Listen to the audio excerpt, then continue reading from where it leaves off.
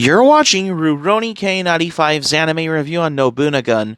Hi Rurouni's, this is your pal Rurouni K95 here. Today's anime review, we get to cover a new anime series once again for today's anime review is Nobunagun. Nobunagun is a manga series written and illustrated by Masato Hisa, serialized in Earthstar Entertainment's magazine Comic Earthstar from May 2011 to August 2015. It has been compiled into 6 tankobon volumes. An anime television series adaptation by Studio Bridge was broadcast from January 5th, 2014 to March 30th, 2014 in Japan. Crunchyroll and Funimation streamed the episodes with English subtitles, which attracted commentaries by anime and manga reviewers in general, who gave it mixed receptions as well. The anime series has Nobunagun was directed by Nobuhiro Kondo. This anime series has capsulated over 13 episodes from January 5th, 2014 until the final episode aired was March 30th, 2014 for this particular anime series as well. Yeah. So, for the plot for the anime series is to protect the world from the impending invasion of the alien species known as only as evolutionary invasion objects. The supranational organization Dogu has created warriors through DNA manipulation called E-gene holders. These E-gene holders are the reincarnations of various historical figures using the special weapons called the AU balls.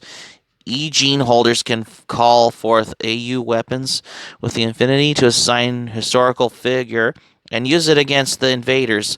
Seo Ogura is one of them. Yeah. Being the reincarnation of Oda Nobunaga, however, her memories of her past life are limited only by dreams about the military past. Going on a school trip in Taiwan, Seo gets caught in the middle of a battle between the evolutionary invasion objects and Dogu's E-gene holders. Alongside her classmate Kaoru Asao, one of the E-gene holders, the reincarnation of Jack the Ripper, which basically Jack the Ripper was the unidentified serial killer active in the legendary impoverished areas around the Whitechapel district of London back in 1888 for this in this particular anime series, which has got a historical figure in this particular anime as well. As for Oda Nobunaga, who is the Japanese daimyo and one of the leading figures of the Sengoku period, which he is regarded as the first great unifier of Japan, which is particularly back in the 1500s as well. Yep. Which is probably in the Sengoku period Japan, if you learn Japanese history. Gets incapacitated and Karu ends up in danger when confronting an evolutionary invasion object. CEO uses Jack's AU ball to fully activate her E-gene holder status. She gains her AU weapon, a massive machine gun, and assists the other E-gene holders to put an end to the Taiwan invasion. After some reluctance, she joins Dogu at Kaoru's behest at this point, if you will. So, for the review, particularly on this anime series like Nobunagun, however, we all love a good superhero story. We look up to and admire characters like Superman and Batman as they fight against the bad guys for great justice. But the anime is no different, which countless shows in which characters with extraordinary powers fight the good fight. In the case of Nobunagun, though, we learn that not every hero is taken from this mold. Seo is Ogura is an average girl who is a bit of an outcast and a socially awkward military otaku. Seo's come to embrace the label of lone wolf as a means of hiding her despair. Recently, though, she's been having some odd dreams about famed warlord Oda Nobunagun and his battles during the Sengoku period in Japan. Some want to break the mantle of loneliness, though during a class trip to Taiwan, resident popular girl Kaoru Asao tries to break through Ogura's persona and stoke the fires of friendship before that can take root through a monster attack by not Godzilla causes at this point untold amounts of chaos as well. Yeah. Ogura finds herself caught up in the situation where she runs into Jack the Ripper, a nasty fellow with mean slashing abilities. With one thing leads to another, and Ogura winds up in the possession of a mysterious object which grants her the powers of Oda Nobunaga himself. After the dust clears and a bit of prodding from Asao, Ogura finds herself in the employ of the defense organization Outer Objects.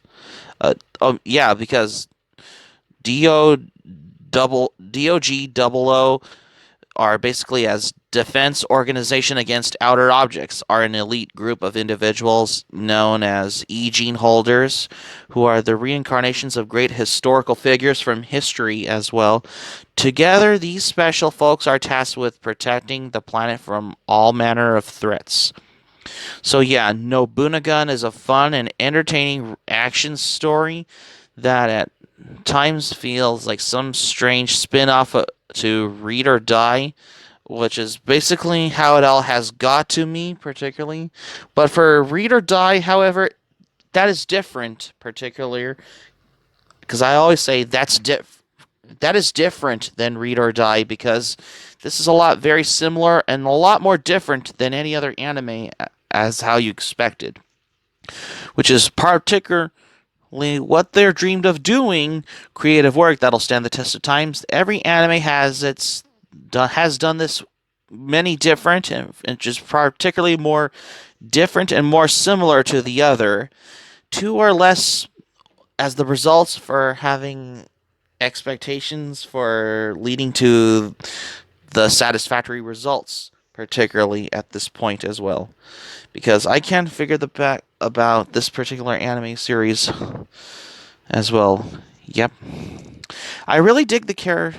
So the character of Seo Ogura, an ordinary, if not quirky, individual, was thrown into the situation where she has to grow and learn in order to save the world. I particularly know for the fact that she has an agency in her story, though it is clear that she might have been forced into it. Her journey from an awkward wallflower to a gifted strangest and warrior is truly fascinating to watch.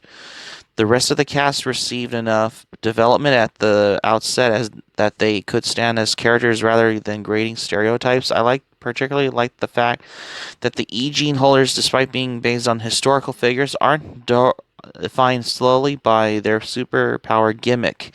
For an example, the user Jess Beckham, who holds the E-gene of Isaac Newton, has the ability to manipulate gravity, and in the battle, she's a bit hard-headed, but outside of the battle, she's quite affectionate towards the others as well. Yep.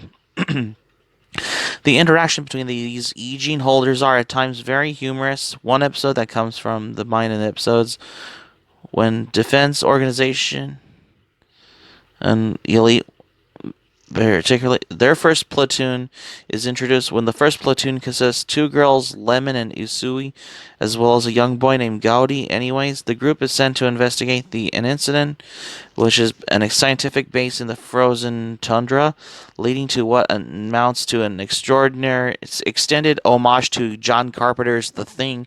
While the episode's fairly predictable, it does a great job in showing the differences between the first platoon and Ogura's group.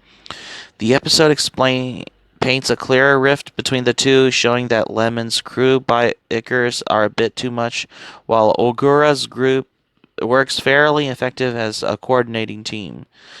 That is being said, I do, for the few issues on expect for the anime series, like Nobunagun in particular, how you expect it.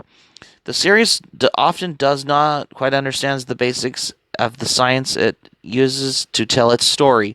For example, the changes in the monsters and the Ogura and company fight and could be chalked up to an adaptation, not evolution at this point, as if it was, for you expect it, for dramatic power. Granted, science fiction is supposed to explorate from established science in a reasonable way, but Nobunagun's logic is a bit far-fetched. Moreover, the show seems to reveal the in the on-screen action to detriment of character and plot development. Episode 10 provides several much needs answers and backstories, but then it proceeds to raise even more questions. To its credit, Nobunagun does try to sneak a few neat character moments into the last 3 episodes at this point, but it feels a little forced by the point. The plot has several issues with narrative comment, as Nobunagun adopts an episodic structure until the finale. In the final few episodes at this point, the series tries to haphazardly tie the remaining plot points. As a result, the show just ends without any sort of resolution or of the main conflict.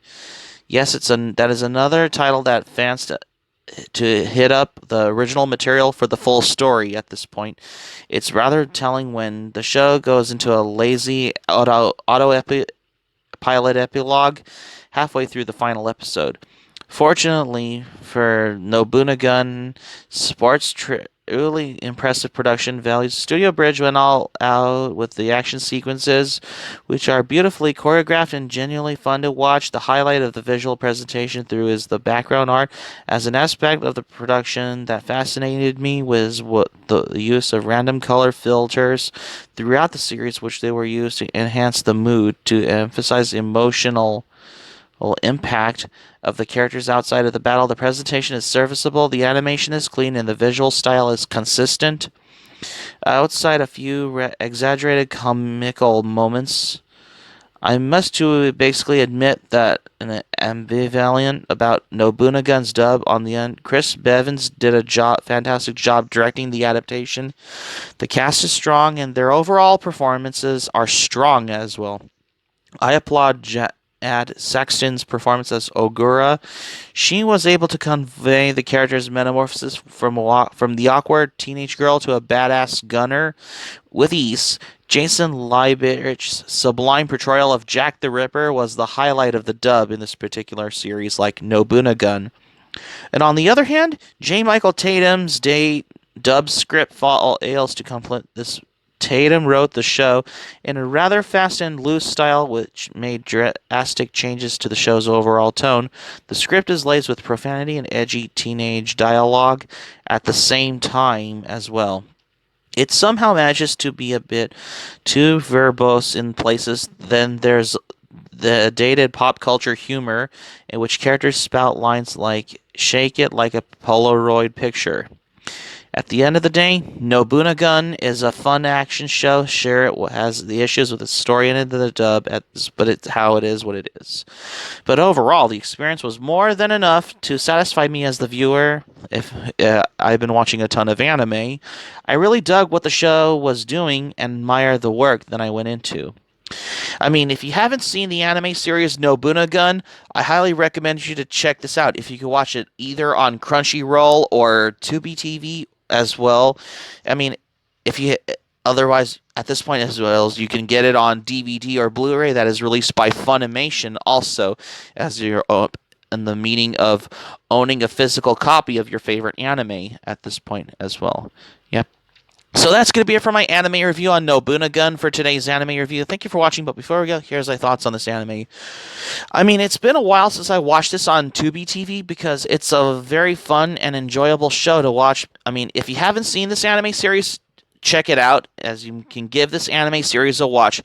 Either you can watch it on Crunchyroll or Tubi TV, or you can get it on DVD and Blu-ray that is released by Funimation at this point as well, as for any home video that releases anime as well. Hope subscribe for content. My anime plan link in the description down below. You can share this video on Twitter, Facebook, I have a Twitter, Facebook account, and all social media. Be sure to give this video a thumbs up by clicking on the like button on this video. Feel free to leave in the comments in the comment section below. Be sure to subscribe to my channel, RurouniK95. Feel free to join the channel, hit the notifications bell button, and keep it otaku for this anime review. And I got another anime review coming up next. What I have here next. Stay tuned for my next anime review. It is time to go Super Saiyan with my tomorrow's anime review on Dragon Ball Z. Stay tuned for my next anime review on Dragon Ball Z because you won't want to miss another anime review.